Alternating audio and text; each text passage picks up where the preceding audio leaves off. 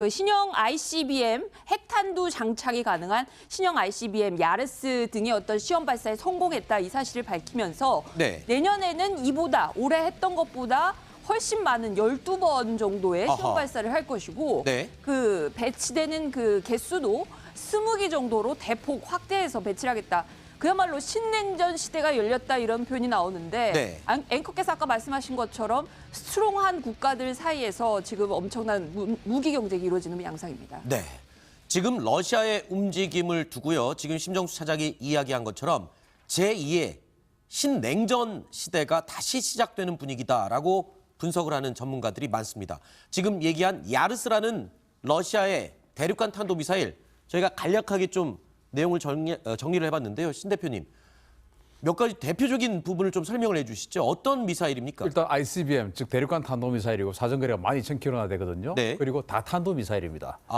그래서 최대 10개까지 탄두를 장착할 수 있는데 지금 이제 미러 간의 전략무기 감축 협정에 의해서 4개만 장착을 하고 있어요. 사실 구소련에서 가장 무시무시한 다탄도 핵미사일이 SS-18이라고 사탄 이 미사일이 있었잖아요. 그거보다도 더 성능이 좋은 건가요? 더 성능이 좋은데 이건 이제 따로따로 유도가 다 되면서 10개까지인데 그러나 이제 협정에 의해서 현재는 4개까지 묶여 있습니다. 다만 이 그 협정을 2019년까지 이제 또 갱신을 해야 되는데 그게 갱신이 만약에 안 되면 그게 10개로 가는 것이고 또 갱신이 돼서 뭐 3개로 줄이자, 4개로 하자 이렇게 되면 또 뭐 그 협정에 따라서 하겠는데 어쨌든 다탄도 미사일의 최대 사정거리 12,000km.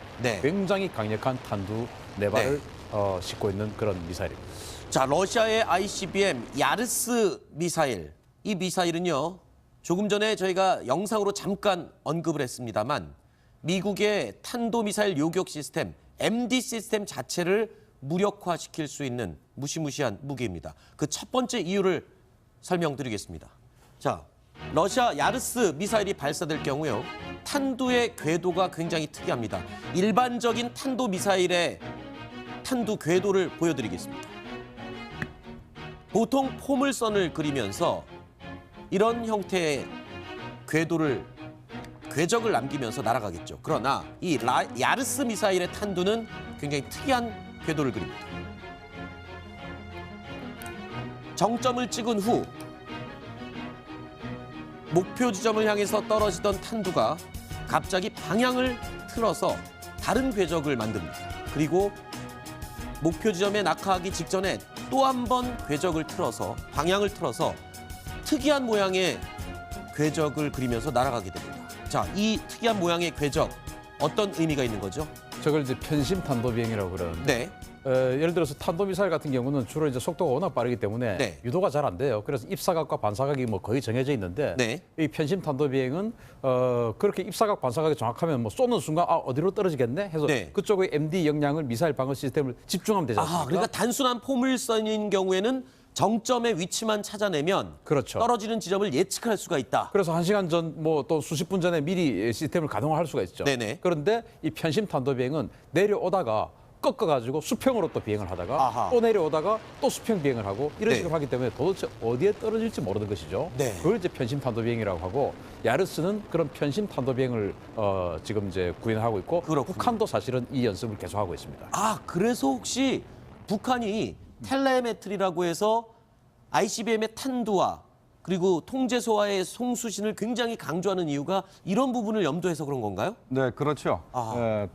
일단 전파를 보내서 특정 고도에서 근데 수평비행을 시켰다가 다시 꺾었다가 그러니까 통제를 할 수 있도록 통제하려고 그러는 거죠. 우리가 그 뉴스를 봤을 때 노동 미사일을 쏘는데 노동 미사일 사실은 뭐 굳이 쏠 필요 없는 미사일 아니겠습니까? 그런데 고각 발사도 아니고 좀 그 변칙적인 발사를 했다 이런 뉴스를 본 기억이 있을 겁니다. 그때가 편심 탄도 비행 연습을 한 겁니다. 그렇군요. 편심 탄두 비행, 편심 탄두 좀 생소한 단어인데 단순한 포물선이 아닌 요격을 할 수 없도록 교란을 시키는 궤적을 그리는 탄두 모습.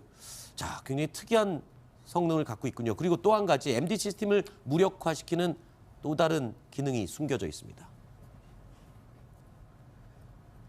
아까 말씀하셨는데 다탄두 미사일이라고 했습니다. 탄두가 낙하를 하면서 여러 개로 분리되는 거죠. 그런데 이 여러 개의 탄두 중에 어떤 게 진짜이고 어떤 게 가짜인지를 구분할 수 없도록 이 안에는 더미 탄두라고 해서 가짜 탄두가 섞여 있다는 거죠. 이렇게 될 경우 미국의 MD, 탄도미사일 요격 시스템, 도대체 어떤 걸 먼저 요격을 해야 될지 헷갈리게 되는 겁니다. 이렇게 되면 또 MD 시스템이 무력화될 수 있다는 거죠.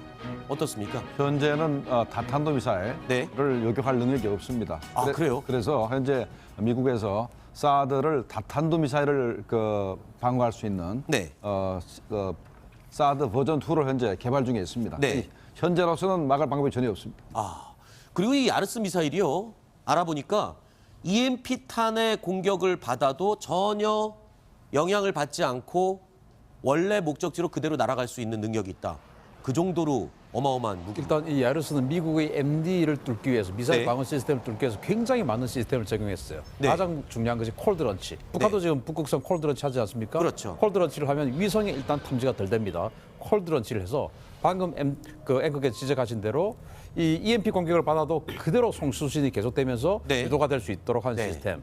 그리고 이제 대기권을 돌파하면서 7,000도 가량의 마찰 열이 있지 않습니까? 네. 그러면은 요격 미사일이 날아가서 열이 있는 곳을 찾아가게 됩니다. 네. 그런데 그러면은 그 열을 죽여야 되죠. 그래서 이 야르스는 대기권으로 돌입하고 지상으로 낙하를 하면서 네. 그 탄두 부분을 계속 식혀주는 냉각 장치가 있어요.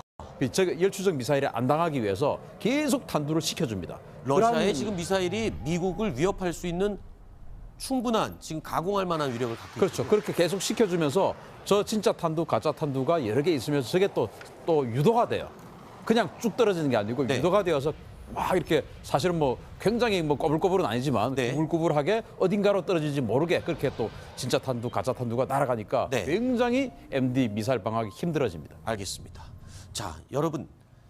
러시아가 왜 이렇게 군사력에 집중을 하고 있을까요? 지난주에 뉴스탑10에서 소개를 해드렸던 두 가지 내용을 다시 한번 보여드리겠습니다. 러시아는 최근에요. 시리아에 배치돼 있던 소위 전폭기들을 극동 지역으로 이동 배치시켰습니다. 자, 이 소위 전폭기의 경우는 굉장히 놀라운 전폭 능력을 가지고 있는 그런 폭격기죠. 침투 폭격기입니다.